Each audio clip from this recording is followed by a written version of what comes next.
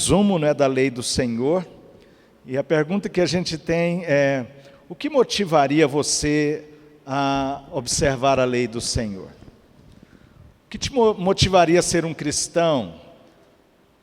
O que te motivaria a ser uma pessoa religiosa que busca Deus? O que te motiva a estar aqui nessa noite? É a religião? É o medo de Deus? É o medo do inferno? O que motiva a gente a ser cristão? O que motiva a gente a buscar, a compreender a sua vontade e observá-la na nossa vida? Vamos orar, pedir que Deus nos ensine nessa noite, diante dessas perguntas. É isso que Ele quer nos ensinar por sua palavra. Obrigado, Senhor, por esse culto que é teu. A adoração é tua, nós te adoramos, nós te bendizemos, nós nos humilhamos diante do Senhor em rendição completa diante de ti. Obrigado, Senhor, porque enquanto te adoramos, o Senhor nos renova, o Senhor se relaciona conosco, o Senhor nos abençoa, o Senhor nos enche do teu Espírito Santo, o Senhor abençoa a nossa vida na tua presença. Muito obrigado. Fala conosco por tua palavra, já tens falado nessa noite. Obrigado, Senhor, por cada pessoa que adentrou esse lugar de oração. Oh, amado, que bom estar contigo e com os irmãos e os amigos, Pai. É muito bom ter essas pessoas queridas aqui conosco, aos pés de Jesus. Fala conosco, aqui está o teu servo, humilde canal, Senhor.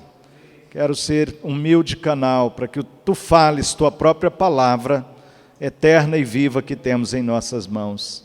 Em nome de Jesus. Amém. Amém. Amém. Queridos, a cena aqui é a seguinte. Deus falou com Moisés no Monte Sinai, durante 40 dias. E num determinado momento, a glória de Deus se resplandeceu naquele lugar de forma tão tremenda que aquele monte tremia. E o próprio povo teve o temor do Senhor e teve medo de Deus. E eles pediram: não, Moisés, nós não vamos, você vai, não é? Mas eles viram aquele mover, aquele estremecer do monte, porque a glória de Deus estava ali, a glória de Deus resplandeceu naquele lugar. Agora Moisés está diante do povo trazendo a lei do Senhor, a carta do amor de Deus, os princípios para Israel caminhar com o Senhor, para o povo de Deus caminhar com Ele. Essa é o resumo aqui do Decálogo, os 10 mandamentos, a lei de Deus, esse resumo dos princípios do coração do Senhor, para que o povo dele caminhasse com ele. E por isso fizemos a pergunta: o que motivaria Israel a obedecer essa lei? O que motivaria o povo de Deus a observar esses princípios nesse relacionamento com Deus? O que nos motiva? Poderia ser o medo, porque eles contemplaram a glória de Deus, o poder de Deus, e foram atingidos pelo temor do Senhor, mas também de medo. E muita gente segue a Deus, a religião, por medo. Medo do inferno, medo de Deus, medo do juízo de Deus. Então as pessoas vêm para a igreja com medo de Deus. Devemos ter o temor do Senhor, mas o temor do Senhor é um respeito, é muito mais do que o medo que nos afasta dele. O temor do Senhor nos aproxima dele. O temor do Senhor é esse respeito cheio de amor que nos aproxima dele. Então, queridos, quando a gente olha para o próprio texto, veja aí, versículo 1. Então falou Deus todas estas palavras: eu sou o Senhor, teu Deus, que te tirei da terra do Egito, da casa de servidão. Anote isso no seu coração e se quiser em algum lugar. Nós estamos falando de mais ou menos, alguns já somaram, porque o registro que a gente tem é de 650 mil homens, mais ou menos a partir de 22 anos, sem contar mulheres e crianças. Então, alguns já pensaram mais ou menos umas 2.500.000 pessoas, alguns até mais. Os judeus tinham muitos filhos, a despeito de serem escravos no Egito nesse tempo, mas eles tinham muitos filhos, então não se contava as mulheres também. Então, o dobro, imaginando que esse povo, a partir dessa idade, já se casava, nós teríamos mais do que Goiânia. Já teríamos mais do que Goiânia. E com as crianças, no mínimo, não é? Aí uns 2 milhões. E agora, imagine esse povo reunido. Mas eu quero que você tenha uma percepção mais profunda aqui, queridos. Eles estavam reunidos ali porque eles foram libertos da escravidão do Egito. Eu sou o Senhor teu Deus, que te tirei da terra da escravidão. Guarde isso para o resto da sua vida, porque tem gente que acha que no Antigo Testamento o povo ia observar a lei e ser liberto. Não, nós estamos falando de um povo que foi liberto da escravidão e que está recebendo agora a lei do Senhor para andar com Ele. Então, eu sou o Senhor teu Deus que te tirei da terra da escravidão. Eu já te tirei da escravidão, é o que o Senhor está falando. Eu já quebrei os grilhões que te prendiam. Eu já te tirei da... se vocês se lembram um pouco, a história de Moisés é muito conhecida, não é? Eles ficaram mais ou menos 430 anos no Egito, mais ou menos 430 anos. Nos primeiros anos, Moisés, José, não é, naquele tempo, se tornou o primeiro ministro do Egito. O povo de Deus era muito abençoado e eles cresceram, mas diz a palavra que veio um outro faraó depois que José morreu, e ele não conhecia José. Houve mudanças políticas, estrutura político-social na terra, e realmente ele não conhecia mais José. E com o passar dos anos, eles resolveram construir, aumentar os seus bens, e eles então passaram a escravizar o povo de Israel, o povo de Abraão, o povo de Deus. E essa escravidão durou então por séculos. E nós sabemos que justamente naquele tempo, a história das 10 pragas, quantos filmes já foram feitos, né? Quando Deus liberta o povo. Então Deus vem com a sua mão poderosa. Faraó resiste. E o povo recebia a palha para fazer ali os tijolos. De repente eles não recebem mais nem a palha, e eles recebem então chicoteadas, e eles são humilhados, e eles são ultrajados. E eles clamavam a Deus. E eles clamavam a Deus, diz a Bíblia. E eles clamaram e o Senhor veio. Deus já tinha falado com Abraão que isso ia acontecer, que eles passariam um tempo de muito sofrimento no Egito. Deus revelou isso para Abraão. E passaram-se 430 anos. Quando o Senhor então liberta esse povo, que é um povo agora de escravo, um coração de escravo. Mas Deus quer fazer deles uma nação. E a primeira coisa que Deus dá para eles é a sua lei, um referencial de vida, um referencial de relacionamentos com Deus e com o próximo. A lei é belíssima. A gente às vezes tem tendência a olhar para a lei como uma série de mandamentos, às vezes pesados, mas é muito lindo como Deus orienta, porque eles eram um bando de escravos, gente. Era um bando de escravos, um povo que se tornou escravo. E Deus concede leis em termos de relacionamento do casamento, da criação dos filhos, da questão do uso da terra, da questão do pobre, da questão dos problemas sociais. É belíssima a lei do Senhor, que é muito mais do que o decálogo. Aqui a gente tem o decálogo, que é o resumo da lei do Senhor. Mas eu queria que você gravasse isso. Deus chama o povo a observar a sua lei, e a motivação que Ele está aqui colocando deveria ser gratidão. Eu sou o Senhor que te tirei da terra do Egito. Essa é a palavra, queridos. Deus não está falando assim, eu sou um Deus que exijo que vocês agora... Não, Ele está falando, eu sou o Senhor que te abençoei. Eu sou o Senhor que te deu vida. Eu sou o Senhor que te tirei da terra do Egito. Então a motivação que Deus está dizendo que eles deveriam ter, de todo o coração para observar a lei, seria gratidão. As correntes foram quebradas, O mar vermelho foi aberto, eles passaram em pé enxuto. Eles estavam agora no deserto se preparando para ter uma terra, para eles poderem criar seus filhos, terem suas casas, terem liberdade, terem vida. E a primeira coisa que Deus chama é essa consciência, gratidão. Andar com Jesus, a motivação que precisamos é de gratidão. Jesus foi à cruz, morreu por nossos pecados e nos libertou do Egito, do império de Satanás, nos deu perdão e nos dá vida. Enquanto a gente não entender isso, é só religião.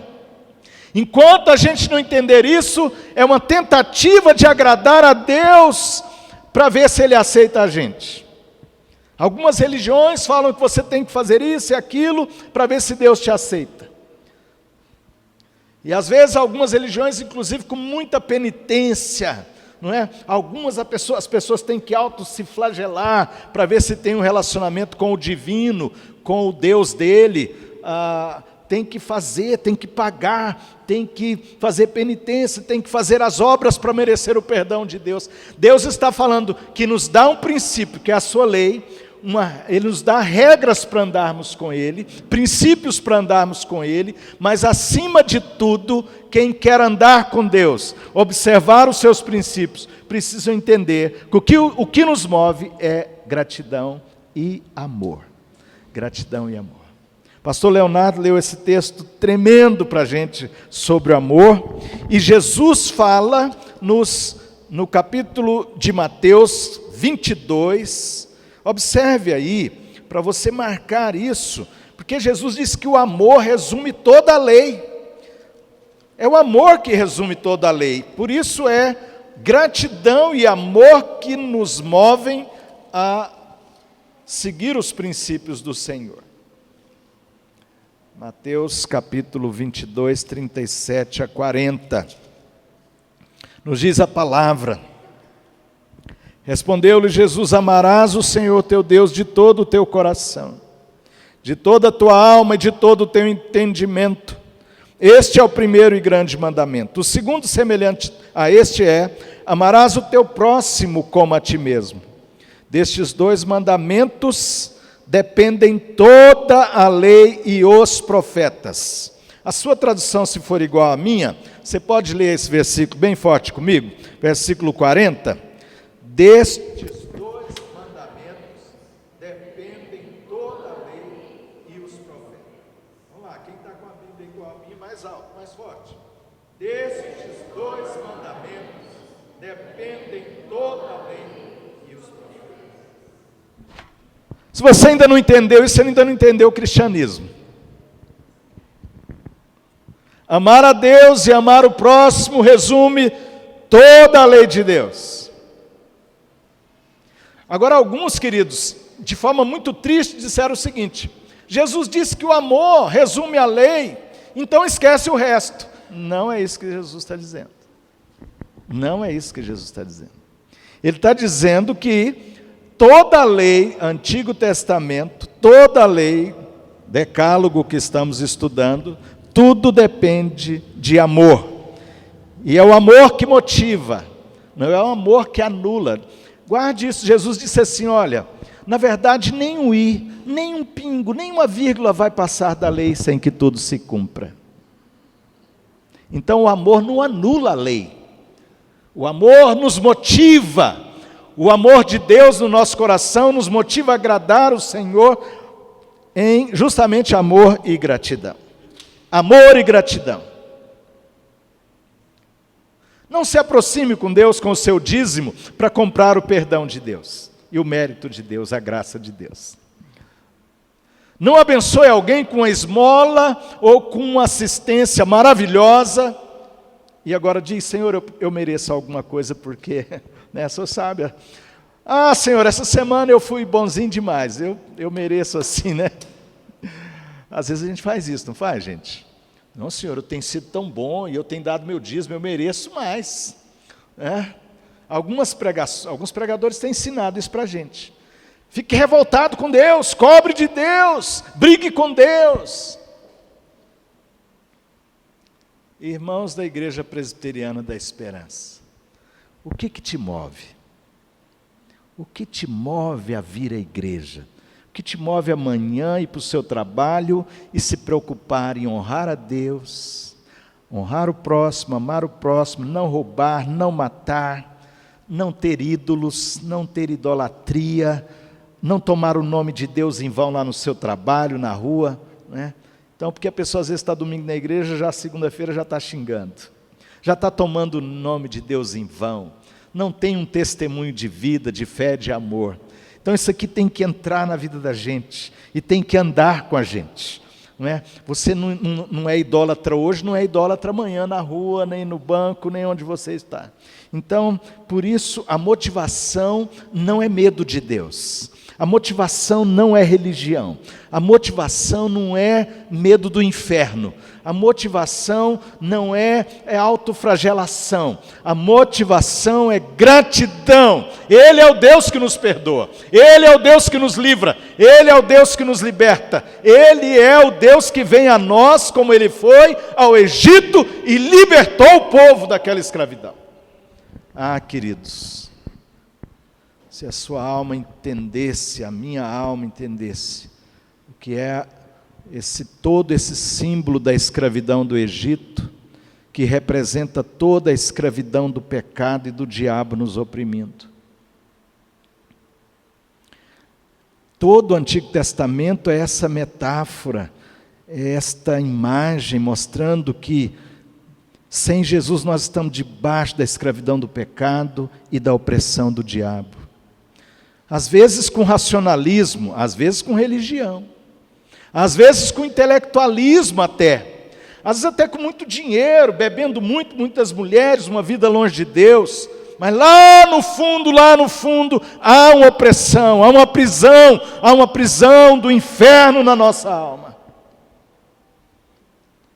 E a libertação dessa opressão, dessa falta de perdão, não vem por você observar a lei, inclusive. Vem pela graça de Deus, pelo amor de Deus em Cristo. Jesus morreu por você e por mim, não por você merecer. Não por nós merecermos. Nós não merecíamos, Ele nos perdoou. Ele nos amou. Ele quebrou as correntes do pecado, da opressão do diabo na nossa vida. E agora nos convida a andarmos com o Pai. Você sabia que essa lei aqui está viva hoje para nós? Você sabia que o cristão não pode se omitir de observar a lei? Não podemos, queridos. Tem muito crente achando que Jesus revogou a lei. Ele não revogou. Toda aquela parte da lei cerimonial se cumpriu na morte dele. Aqueles cordeiros, os animais que eram imolados, representavam o Cordeiro de Deus que seria morto por nossos pecados. Isso se cumpriu. Isso se cumpriu. Ele disse: eu vim cumprir a lei. E agora, porque Ele nos perdoa, Ele nos ama, Ele nos dá a vida, Ele nos deu a lei, é a mesma lei. E agora a lei, o que nos motiva é igual a Israel no Antigo Testamento. O que nos motiva a observar essa lei é o Espírito Santo em nós, é o amor de Deus em nós, é a gratidão e o amor. Gratidão e amor. Então, deixa eu falar algumas coisas rapidamente para você aqui. Se você tem gratidão e amor a Deus, você, observe o que o texto continua dizendo, você não terá outros deuses diante de você. Versículo 3, não terás outros deuses diante de mim, não farás para ti imagem de escultura, nem semelhança alguma do que há em cima nos céus, nem debaixo da terra, nem nas águas debaixo da terra, não as adorarás, nem lhe darás culto, porque eu sou o Senhor teu Deus, Deus zeloso. Você tem algum ídolo na sua vida? Aqui está falando, não é? Os egípcios construíam aquelas imagens. Na nossa nação, Brasil, o povo é muito religioso. E por causa de um sincretismo que entrou no cristianismo, ali no tempo de Constantino, quarto século depois de Cristo, passaram a beatificar homens, adorar santos e construir imagens na igreja cristã. Isso é um pecado terrível. Não estou aqui criticando, não vou pôr nome de religião, mas quero chamar a sua atenção. Deus está dizendo que isso é abominação a Ele. Construir imagens, adorar imagens. Mas há um outro tipo de idolatria que a gente tem. Os ídolos que a gente constrói. Eu gosto muito de arte, apaixonado por arte. E nossa tradição presbiteriana, reformada, nunca teve problema com a questão da arte e da cultura. O grande problema é a idolatria na cultura. A idolatria. Então, por exemplo, você gosta... Ontem nós fizemos jantar de casais. Estávamos ouvindo umas músicas românticas. Não tem pecado nenhum nisso. Mas, de repente, a pessoa está idolatrando aquele cantor. E, às vezes, idolatra e quase morre. Isso é idolatria. Ora para ter um marido, de repente está idolatrando o marido. Ora para ter um namorado, uma namorada, de repente está idolatrando. Né?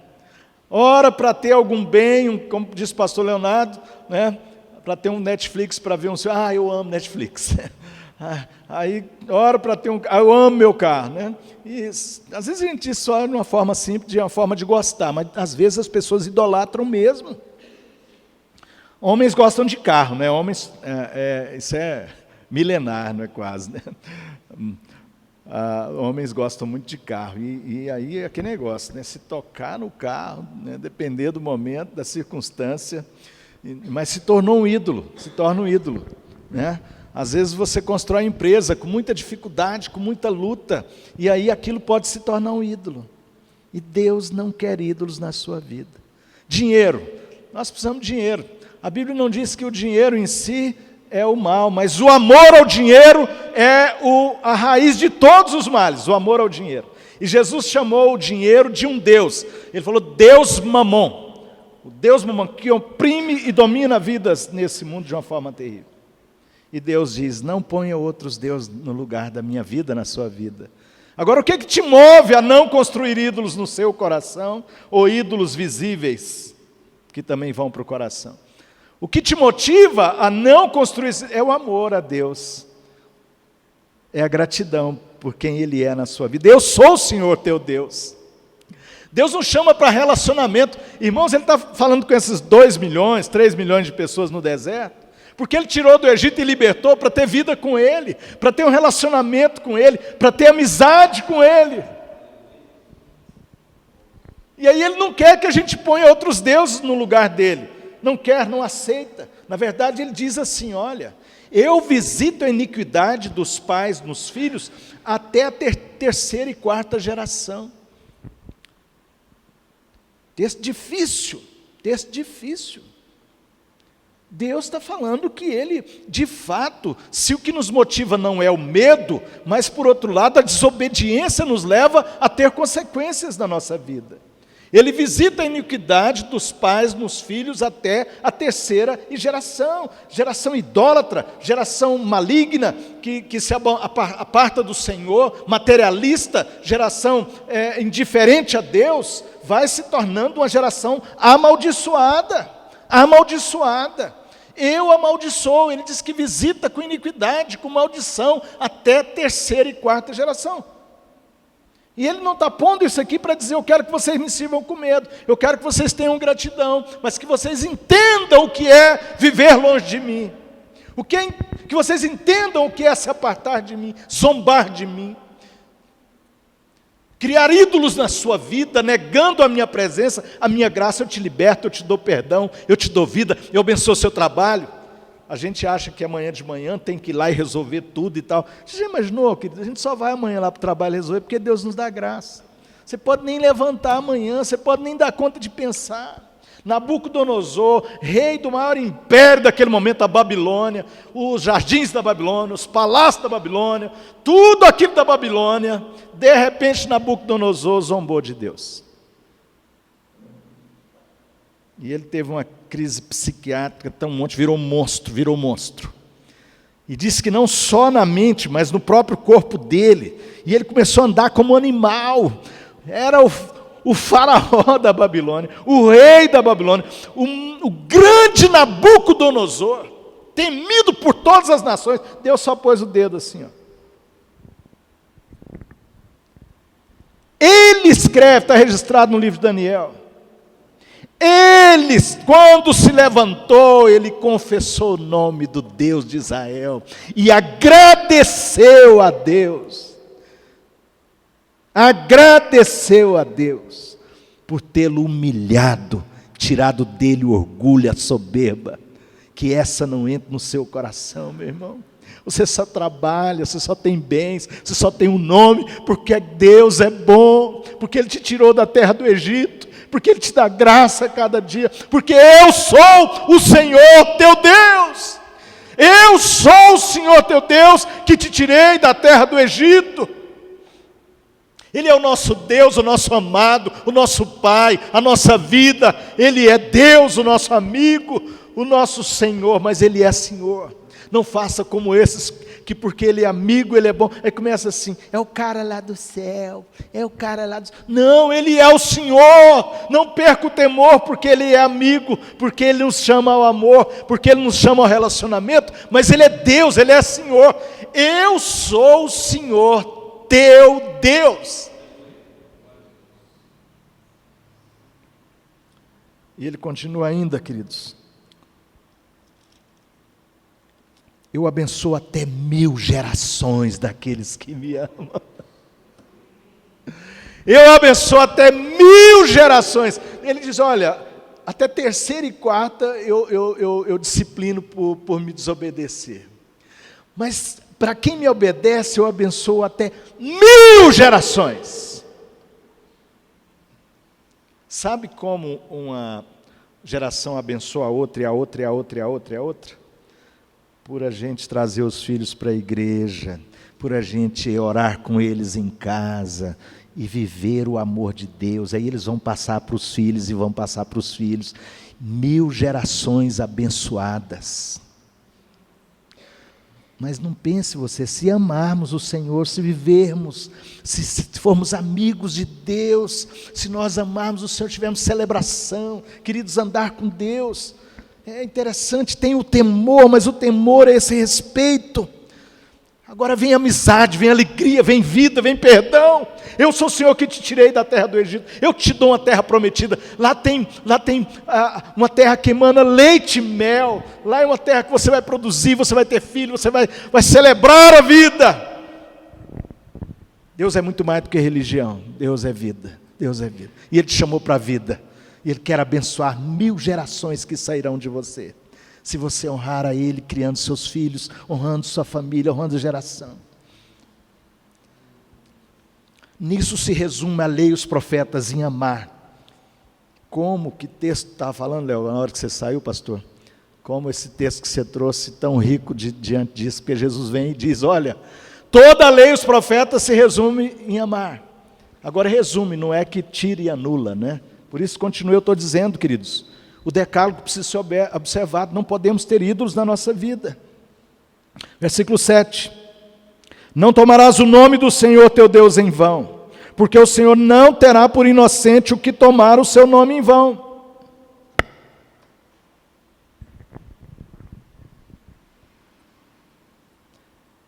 O judeu tinha um temor tão grande com o nome de Deus, que eles perderam a pronúncia do nome de Deus. Quando eles iam escrever na lei o nome de Deus, eles tinham uma caneta especial dourada, e eles escreviam. E aí, hoje, depois então, uma questão milenar, o judeu, um grupo vai dizer que a pronúncia do nome de Deus que Deus falou para Moisés, Yahvé, que é o eu sou, do verbo ser, o eterno, a ideia de Deus é o eterno, esse é o nome de Deus, aquele que é. Então ficou uma pronúncia assim, um grupo Yahvé, e outro grupo Jeová. Então, se você falar, porque no português vem com a leitura que foi para o espanhol, que vem para o nosso português, e a gente lê o J, né? então fala, em vez de Jeová, a gente fala Jeová, né? Isso é apenas uma questão de tradução. Ou a gente fala Javé, só que hoje a gente acabou acostumando com a pronúncia mais próxima do hebraico, que é Yavé. Então você vai ver a maioria dos pastores realmente hoje falando não Javé, mas Yavé. É apenas a questão da pronúncia, mas por causa disso, por causa do temor tão grande que eles tinham do nome do Senhor. E a gente usa o nome de Deus de qualquer forma, né? Se Deus quiser, meu Deus, meu Deus, Deus, Deus, Deus, e usa o nome do Senhor em vão.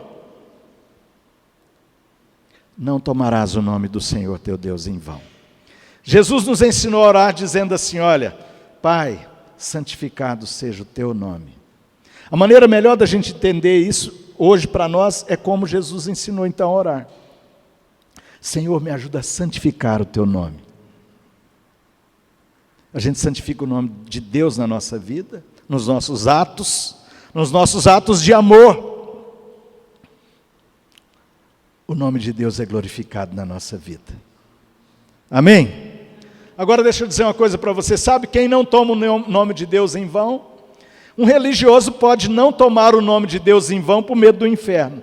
Mas um filho que ama o Senhor não toma o nome de Deus em vão justamente por causa do amor. Por causa da gratidão. O nome de Deus é santificado na nossa vida por gratidão e amor, amém? O Deus de Abraão e Isaac é honrado na nossa casa por amor a Ele. Deixa eu dizer uma coisa para vocês. Eu acho que eu falei isso aqui outro domingo, até domingo passado talvez, que eu estava falando da criação das minhas filhas, que eu fui criado com muito medo, aquela coisa, tudo. Papai do céu vai pegar você, vai te bater, o monstro vem pegar você, não sei o quê. Acho que eu estava falando isso domingo passado mesmo. E aí apareceu um ajudante, uma menina muito boazinha, eu chego em casa, a Glaucia tinha orientado e a menina estava lá. O monstro vai te pegar e tal, para as meninas não descerem. Isso mesmo, foi domingo passado que eu estava falando. Lá em Brasília, você desce do prédio, já está na rua, né? Foi isso que eu estava dizendo. E aí, queridos, eu falei, minha querida, não faça isso. Eu não quero que você faça isso, por favor. Não quero criar minhas filhas com medo. O pastor leu esse texto, o amor lança fora o medo. Não crie seus filhos com medo. Não seja um religioso na sua casa para os meninos amarem a Deus, pondo medo nos meninos, pondo medo de Deus na sua casa. Não.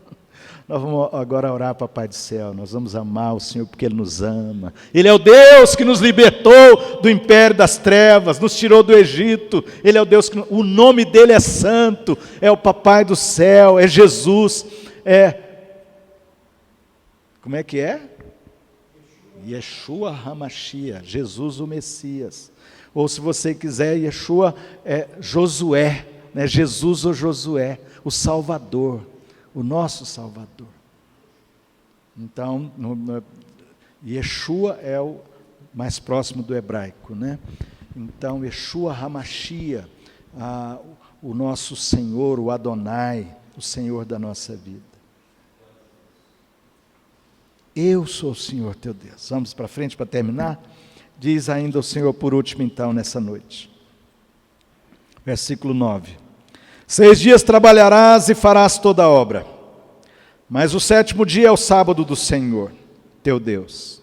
Não farás nenhum trabalho, nem tu, nem o teu filho, nem a tua filha, nem o teu servo, nem a tua serva, nem o teu animal, nem o forasteiro nas tuas portas para dentro. Porque em 6 dias fez o Senhor os céus e a terra, o mar e tudo que neles há. E o 7º dia descansou, e ao 7º dia descansou. Por isso o Senhor abençoou o dia de sábado e o santificou.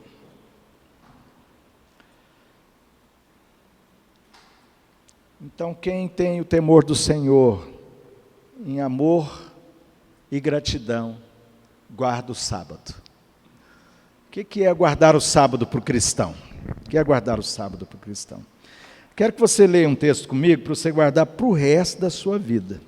Hebreus capítulo 4. Hebreus capítulo 4.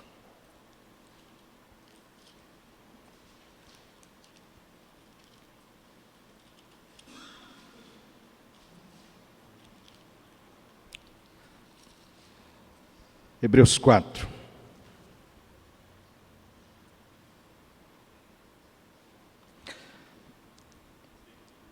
Começo do capítulo mesmo.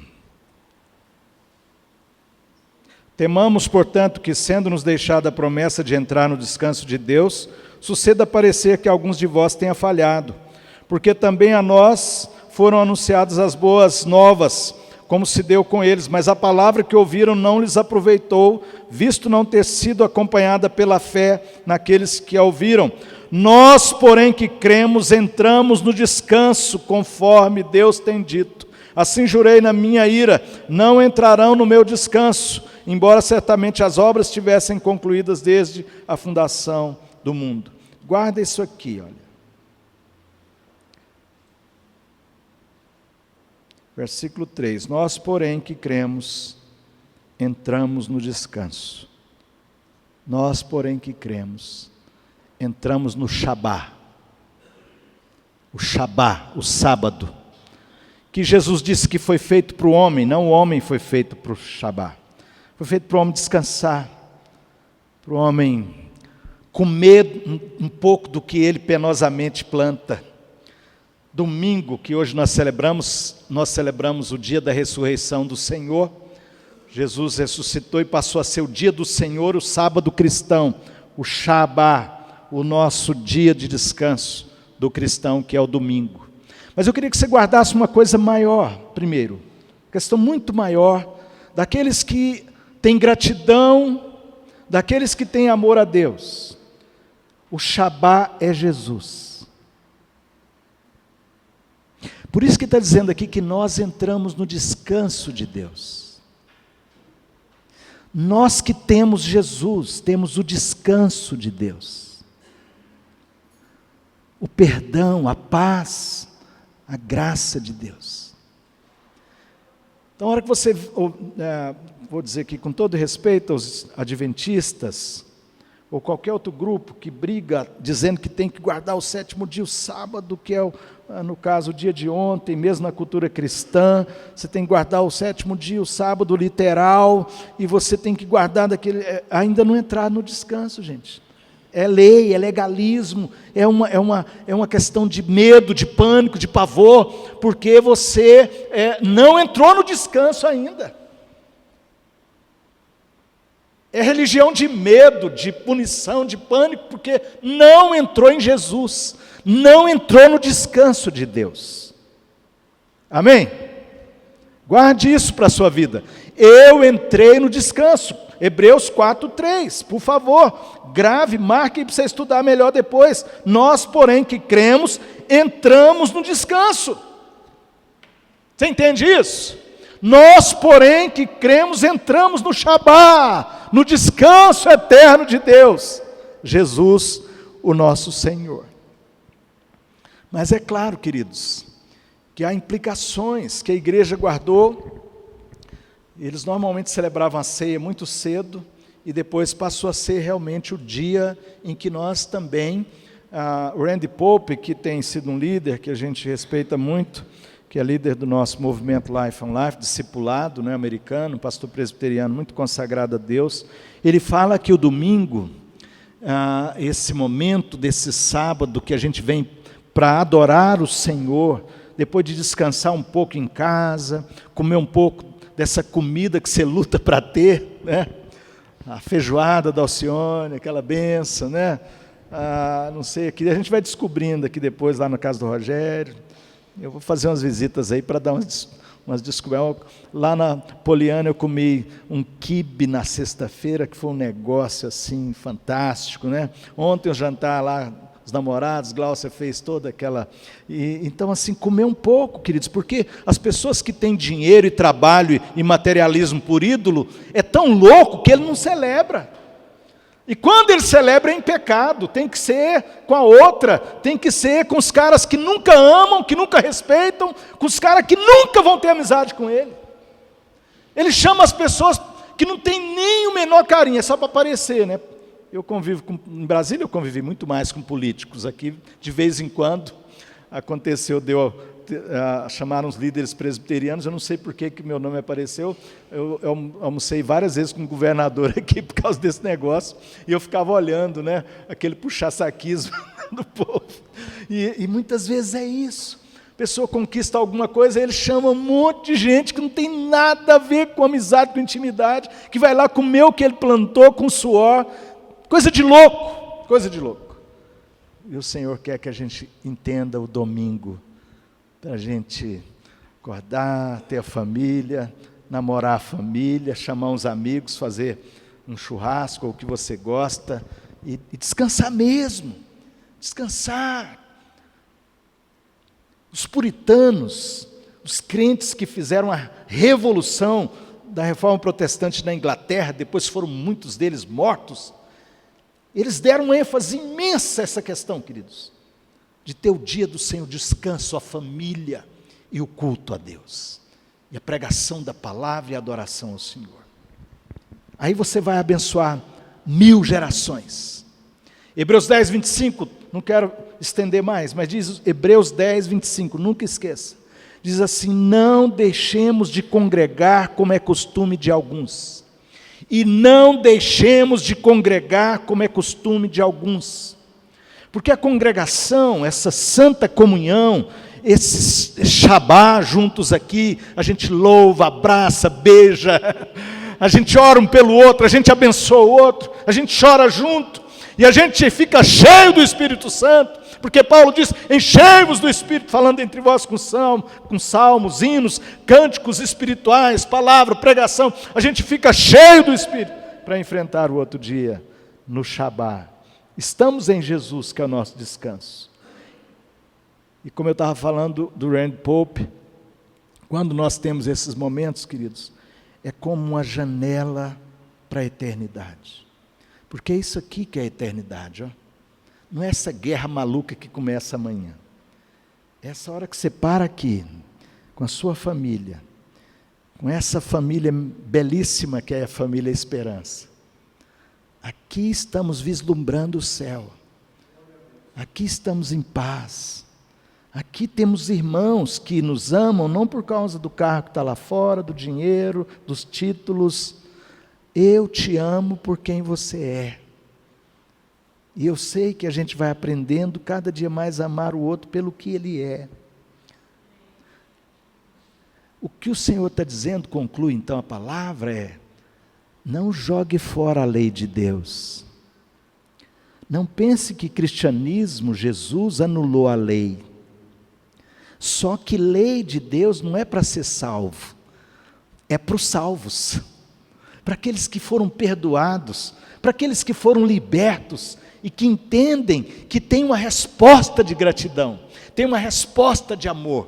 Eu não vou criar ídolos, eu não vou tomar o nome do Senhor em vão, eu vou guardar a adoração ao meu Deus todos os dias, e um dia especial com o povo de Deus na igreja. Eu vou guardar um dia para descansar com a minha família, porque eu preciso ter esse tempo de renovo com a minha família, com amigos e com a igreja. Aleluias! Amém? Essa é a lei, queridos. E você vai vendo a lei, olha que coisa linda. Deus está falando: não põe nada no meio do nosso relacionamento, é isso. Tirar ídolos é não pôr nada entre nós e Deus, para termos um relacionamento de amizade, de amor com o nosso Pai. O que o Senhor quer de você? O que Deus está pedindo de você nessa noite? Eu não sei, eu não sei. Não sei em detalhe, eu sei o que está aqui, tudo que eu estou pregando. Agora, para cada um tem aplicação individual. Ele está pedindo para você sobre um ídolo que você tem no coração, que você precisa enfrentar. O Senhor está pedindo que você, talvez ainda não tenha entendido, que a caminhada com Ele é uma caminhada de perdão, de gratidão, de amor e de amor e de gratidão. Nunca traga o seu dízimo, eu quero inclusive ensinar isso para a igreja, tá? Nunca traga qualquer oferta, qualquer dízimo por obrigação, por medo, nunca faça isso. Tudo que você fizer para essa igreja, para o Senhor, faça com gratidão e amor. O dia que você não tiver isso, não faça, não faça. Não dê uma esmola sem amor e gratidão, como o pastor leu, amor, que motivo é amor. Não faça sequer uma oração sem gratidão e amor. Está entendendo? Isso é ser crente, isso é ser cristão. Amor e gratidão é o oxigênio que nos renova e que nos move. Mas o que o Senhor está pedindo de você? Talvez você não tenha entendido ainda o Shabá. O pastor convidou a gente a entregar a vida a Cristo. Jesus é o descanso. Você precisa entrar em Jesus, precisa se entregar a Jesus. Você precisa ter Jesus na sua vida. Não religião, precisa ter Jesus. Ele é o Shabá, Ele é o descanso. Sabe por quê, querido? Só nele há descanso. Só nele a nossa alma descansa. Ele é o Shabá, Ele é o sábado de Deus. O eterno sábado é Jesus. Estando nele, o escritor Hebreus diz, entramos no descanso. Já estamos no descanso eterno de Deus. E o domingo que nós separamos é para celebrar isso. Para celebrar isso. Eu confesso para vocês que, me perdoem dizer isso aqui, eu quero dizer em palavras bem claras, eu sou apaixonado pela Igreja de Jesus. E eu estava ajudando o pastor Jean e a gente entendeu que a missão lá terminou. Olhei para a Gláucia, tínhamos um convite para ir para Brasília. Aí oramos, entendemos que não, pelas faculdades que eu trabalho, amo demais esse ministério de formar pastores, mulheres e homens de Deus, presbiteriana, Assembleia de Deus.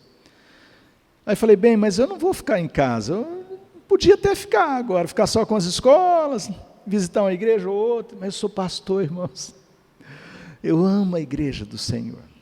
E aí, o primeiro casal maluco que eu achei foi o Wesley com a Marta, nesses maluquinhos aí, parecendo pastor Eurípides. Uma bênção esse casal, querido, na verdade. E vocês que estão se juntando a nós. Você que está visitando, quero te convidar. A gente está plantando essa igreja para a glória de Deus, mas queremos plantar uma igreja que serve a Deus por amor. Amém? Que não toma o Deus em vão, que não constrói ídolos, que guarda o sábado, que ama o próximo por amor. Consagra ao Senhor.